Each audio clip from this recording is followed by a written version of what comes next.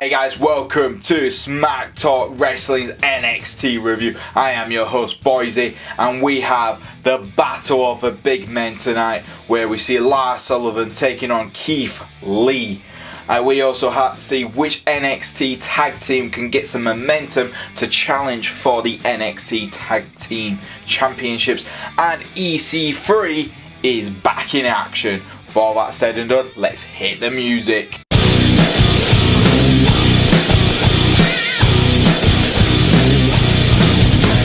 So we started off with the Mighty taking on Lorcan and Burch. Yes, this is actually a really good match. First things first, Lorcan should not be able to do suicide dives, yet the guy is brilliant at them. Usually you think of a hard-hitting, grappling kind of fighting type of wrestler. Nope. This time around he decided, I know what I'm going to do. I'm just going to throw myself towards the Mighty. This was hard-hitting, it was impactful, it was actually really entertaining. I thought this was going to just be a standard type of tag team match, but no, it really shows you that both teams have great chemistry. I wouldn't lie, if I got to see this match again, I wouldn't complain. But yeah, Lorcan and Burch were the hard-hitting guys. The Mighty tried all the dirty tricks they could possibly think of to try and get the victory, but the good guys did get the victory, and that's all you need to see, really. It is a great start of the show type of match, and then afterwards, when the Mighty lost, they finally lost it yet again. That's 2 losses on the trot. The fans were chanting, "You still suck" at them after they beat down both Lorcan and Burch, and you know, walked up to the stage in absolute fury. I think, like I keep saying, this was a really good opening to the show. I'm going to give it a 7 out of 10 because it was a surprisingly good match. Next up we had EC3 versus Marcel Barthel. I think this is a good match for the middle of the show.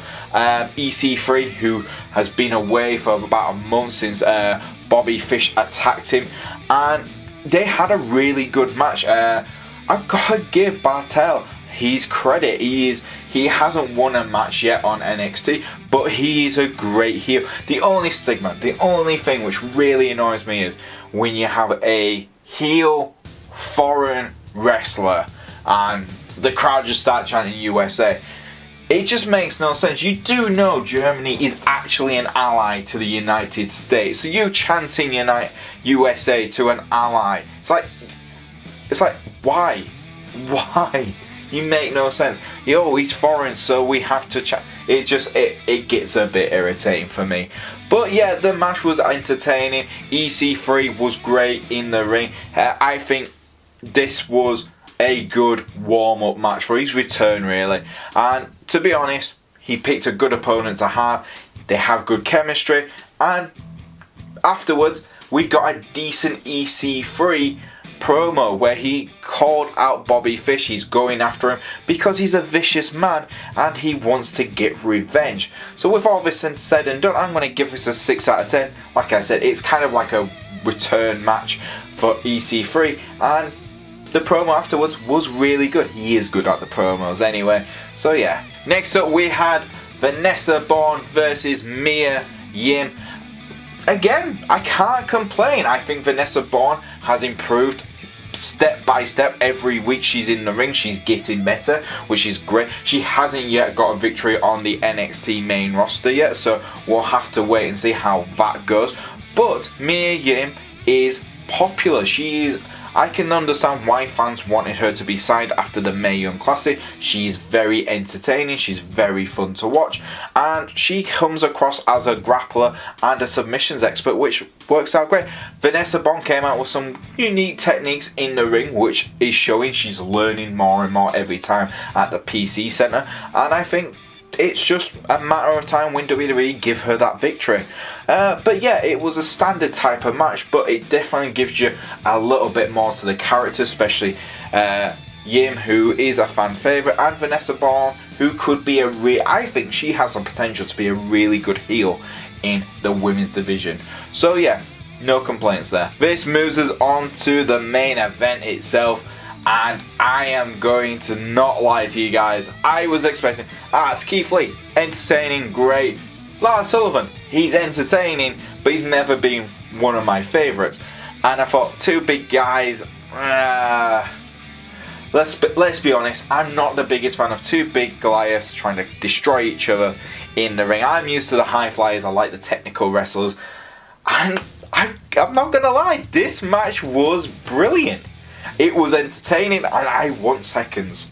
Give me my seconds, WWE. Give me my seconds. Because it was great. Keith Lee comes across as a guy who can literally do anything in the ring. For a guy who's 300 pounds plus, you just go, how the hell can he do a moonsault? And he does a moonsault, and you go, that guy is really good at a moonsault, but gravity should not be allowed to do that to him. I mean, Lars Sullivan comes across as a strength. He's just so intelligent in the ring, and you think a big guy like him wouldn't have that intelligence as well in the ring, but he does. He comes across as a very smart, intelligent wrestler, and that's always fun. So, and let's be honest, both men had, fast start, fast, and it was fast at the end, but in the middle, these were smart enough to slow it down to get the tempo back up so they could really get the crowd really invested, and I thought that was brilliant from both men. So, what am I going to give this match? I'm going to give it an 8 out of 10. It was entertaining.